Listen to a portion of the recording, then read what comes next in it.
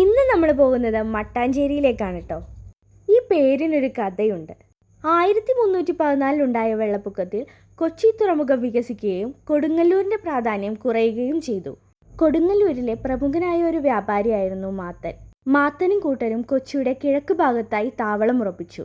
അതങ്ങനെ മാത്തഞ്ചേരിയായി. പിന്നീട് അത് മട്ടാഞ്ചേരിയായി. ഇവിടെ ഏറ്റവും പ്രശസ്തമായ ഒരു ആരാധനാലയമാണ് കുരിയച്ചൻ്റെ നട. വെറും കുരിയച്ചനല്ല കേട്ടോ, ഭ്രാന്തൻ കുരിയച്ചനാണ്. ഇങ്ങനെ പറഞ്ഞാലേ കുറച്ചുകൂടി എല്ലാവർക്കും മനസ്സിലാവുള്ളൂ.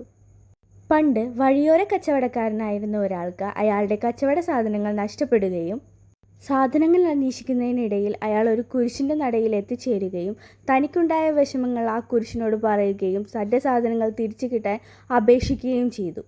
അങ്ങനെ അയാൾക്ക് അയാളുടെ സാധനങ്ങൾ തിരികെ കിട്ടുകയും മോഷ്ടിച്ചുകൊണ്ടുപോയ ആൾക്ക് ഭ്രാന്ത് പിടിക്കുകയും ചെയ്തു എന്നാണ് ചരിത്രം പറയുന്നത്.